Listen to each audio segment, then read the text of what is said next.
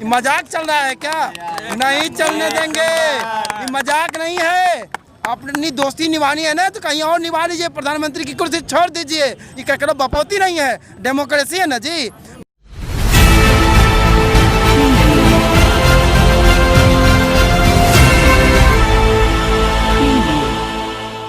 आइए युवाओं से बात करते हैं और जानते हैं किसानों का जो समर्थन है, किसानों के समर्थन के साथ साथ वो अपने मुद्दे लेकर भी सड़कों पर आए हैं क्या। आइए हम पूछते हैं युवाओं से, जो युवा किसान के समर्थन में आए हैं, तो क्या आप क्यों समर्थन में आए? देखिए, किसान के समर्थन में क्यों ना आए, हम भी तो किसान के ही बच्चे हैं। और सबसे बड़ी बात, अगर कोई किसान का बच्चा ना हो तो क्या अन्न खा के नहीं आया है क्या? अगर अन्न खा के आया है तो उसका वाजिब हक है कि किसान के लिए आवाज़ को बुलंद करे। ये मानसिक रूप से जो दिवालियापन का शिकार हो गए हैं बड़बोले प्रधानमंत्री, हमारे और गृह मंत्री लोग, जिस तरह का बिल लाने की इनकी जो प्रवृत्ति आ गई है ना, इस बार किसान इस आदत को छोड़ा देगा। इनका इस कन्फर्म हो जाए कि भारत का किसान एक बार संपूर्ण रूप से जब सड़क पे आ जाएगा ना, तो फिर पता चलेगी कि लड़ाई में कितनी दम होती है। और आप इस ढंग से एक एक युवा मजबूर है, आज जॉब नहीं है, सड़क पर युवा परेशान है, महिलाएं परेशान है, हर जगह उनको जो है टीजिंग का सामना करना पड़ रहा है। तो कैसी सरकार है? अब हर जगह चैलेंजेस है और कहीं भी जो है सरकार किसी भी मोर्चे पर सफल नहीं है। और जो ये 3 कानून आप लाए हैं वो भी ऐसे समय में जब नेशनल डिजास्टर लागू हो, तो आपको बिल लाने की क्या आवश्यकता है? अभी तो आपको कानून लाना चाहिए कि हर एक हॉस्पिटल में इमरजेंसी की सुविधा हो, हर एक हॉस्पिटल में आईसीयू हो। आप यहाँ से नहीं, मुद्दे से भटक कर नेशनल डिजास्टर में आप ऐसा कानून ला रहे हैं कि किसान जो है आलू उपजाने वाला 2 रुपये कमाने के लिए तरसता है और चिप्स बेचने, उसी आलू से चिप्स बेचने वाली कंपनी करोड़ों का मुनाफा कमाती है। अरे क्या बात है, अडानी अंबानी से इतनी गहरी दोस्ती क्यों? अरे बताइए मोदी जी, मजाक चल रहा है क्या? नहीं चलने देंगे, ये मजाक नहीं है। अपनी दोस्ती निभानी है ना तो कहीं और निभा लीजिए, प्रधानमंत्री की कुर्सी छोड़ दीजिए। ये क्या करो, बपौती नहीं है, डेमोक्रेसी है ना जी। भारत लोकतंत्र की जननी है और उसमें भी बिहार लोकतंत्र की वाजिब जननी है। और इस तरह के कानून को आप नहीं ला सकते, और लाएंगे तो संसद से सड़क तक आंदोलन मजबूत होगा। कान खोलकर सुन लीजिए। तो देखें, इन्होंने कुल मिला के ये कहा कि अपनी जो यारी है उसको देश का सौदा करके हम नहीं निभाने देंगे।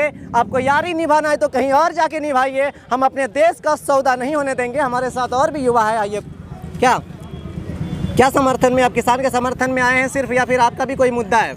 मेरा मुद्दा मेन है कि ये मतलब बेरोजगारी, इतनी बेरोजगारी बढ़ चुकी है यहाँ इंडिया में कि यहाँ पे लोग मतलब बाहर जाते हैं काम करने के लिए। यहाँ क्यों नहीं फैक्ट्री खोलते हैं? कुछ भी तो यहाँ खुलना चाहिए ना। जब आरजेडी थी तो करीब 9 विश्वविद्यालय इंडिया को, मतलब बिहार को 9 विश्वविद्यालय दिया गया है, ठीक है। और इसकी सरकार में एक भी विश्वविद्यालय नहीं दिया गया है। तो क्या रहे हैं आप? कुछ तो युवाओं के लिए अच्छा कीजिए, और बेरोजगारी, सबसे पहले रोजगार दीजिए आप। तो इनकी मुख्य मुद्दा बेरोजगारी थी। आइए, हमारे साथ प्रशांत जी हैं, आइए इनसे बात करते हैं। आप किसानों के समर्थन में आए हैं, लेकिन आप युवाओं का हुजूम लेकर सड़क पर उतरे हैं। आखिर ये पूरा युवाओं का आक्रोश किसान के समर्थन में क्यों? देखिए, कहीं ना कहीं हमारे हिंदुस्तान के अधिकतर लोग जो है किसान के पुत्र हैं। कुछ ही ऐसे लोग हैं जो किसान के पुत्र नहीं हैं। तो कहीं ना कहीं हम लोगों को किसान के साथ होनी चाहिए, क्योंकि हर लोग, अगर किसान फसलें नहीं उगाएंगे, अगर किसान मेहनत ना करेंगे तो शायद हम लोग भूखा रहेंगे।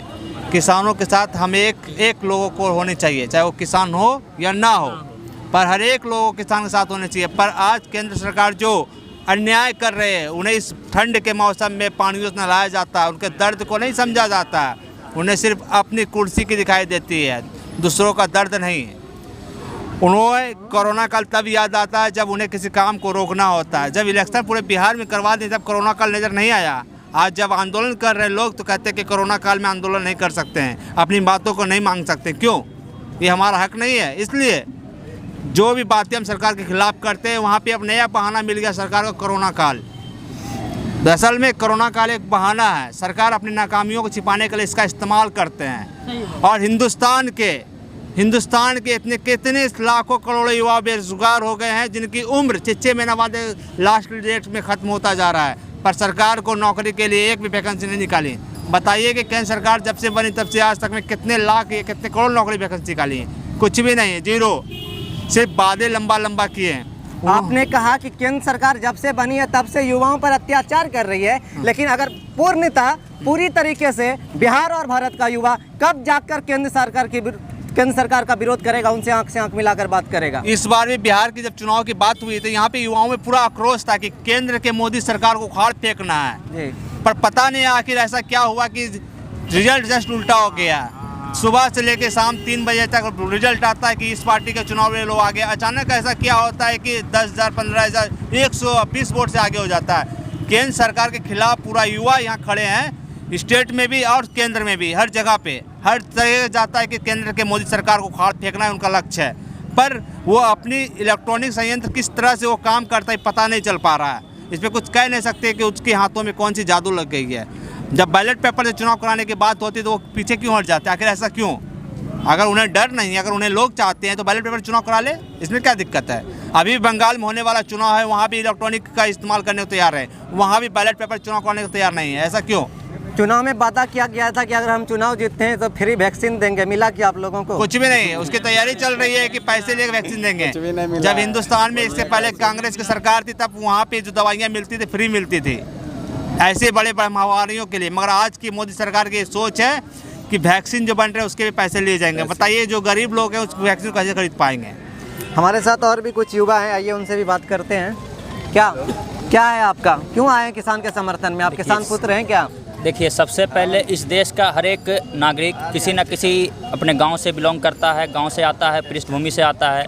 आज सारे संगठन, जितने भी देश के संगठन हैं, सभी ने इस किसान बिल का समर्थन किया है और समर्थन में साफ तौर पर यह देखा गया कि इस बिल का विरोध में आज सारे किसान एकजुट हैं। तमाम पार्टियां भी एकजुट होकर इस बिल का विरोध कर रही है। आखिर कुछ न कुछ इसके पीछे वजह तो रही होगी। सबसे बड़ी बात है कि यदि आप देख रहे हैं कि किसान बिल जो विरोध किया जा रहा है तो उसे खालिस्तानी का नाम देकर बता दिया जाता है। तो आखिर इस देश में हम विरोध करते हैं तो हमें खालिस्तानी बता दिया जाता है। जेएनयू में छात्र विरोध करते हैं तो उन्हें आतंकवादी का दर्जा दे दिया जाता है। तो आखिर इस देश में हो क्या रहा है? हम अपने लोकतंत्र से दूर भाग रहे हैं, यानी हम अपने विचार को खो रहे हैं। हम कोई भी विरोध करते हैं, आतंकवादी का उसे नाम दे दिया जा रहा है, खालिस्तानी बता दिया जा रहा है। तो ऐसा आखिर कब तक चलेगा? यदि इस देश का युवा आगे आता है तो उसे सरकार पीछे करती है, उसे आगे आने का प्रयत्न करती है तो उसे पीछे ढकने का प्रयास किया जा रहा है सरकार द्वारा लगातार। तो हम सरकार से मांग करते हैं कि ये बिल को जितना जल्द हो सके वापस ले, ताकि शांतिपूर्ण तरीके से तमाम संगठन जिस तरीके से कर रही है तो उसे शांति ही रहने दें। नहीं तो यदि उग्र आंदोलन पर उतर आएगी तो सरकार को फिर से इस देश में देखना पड़ेगा कि आज़ादी के बाद ये दूसरी भारतबंदी हुई है, तो इसे देखना पड़ेगा कि इस भारतबंदी में बहुत सारे लोग क्या करते हैं नहीं करते हैं, वो तो बात की बात रहेगी। लेकिन जिस आइए आप। आज सर कहने का अर्थ ये है कि इतना परेशान होने का क्या मूल्य है, इतना आंदोलन किसान को क्यों करना पड़ा? अगर ये बिल बहुत अच्छा है मोदी जी की तरफ से तो मोदी जी किसान से आगे बात क्यों नहीं कर रहे हैं? ये समस्या है। दूसरी चीज़ है कि सर किसान पूरा डिपेंड है सर किसान पे इंडिया। बिहार का 70% किसान मजदूर बन गया बाहर जा कर के। उस पर कहाँ थे सारे सरकार? कहाँ गए नीतीश कुमार? कहाँ गए सब? मैं भी एक किसान फैमिली से बिलोंग करता हूँ, मेरा भी गांव है, मैं भी वहाँ जाता हूँ। तो जब 70% किसान मजदूर बन गए, 30% किसान बचे, तो वो भी किसानी छोड़ दे। अगर ज़मींदार से ज़मीन छीन ली जाएगी तो ज़मींदार किससे कैसे कहलाएंगे? मैं भी उस बिरादरी से बिलोंग करता हूँ जिससे ज़मींदार कहे जाते हैं।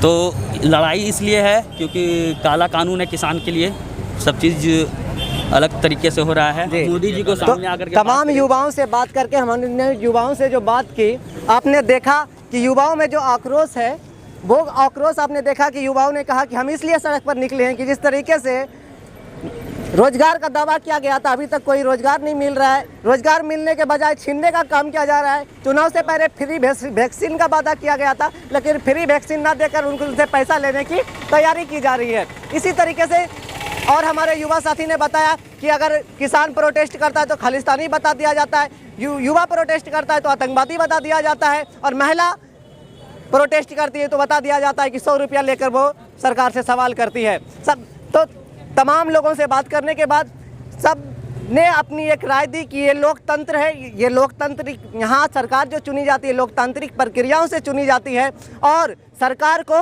हमारी मांग, हमारी बात को सुनना होगा। अगर वो नहीं सुनेगी तो लगातार इसी तरीके से हम आंदोलन करेंगे और सरकार से सवाल करेंगे और उसे नष्ट डालने का काम करेंगे। Subscribe to our YouTube channel and press the bell icon to get the latest updates.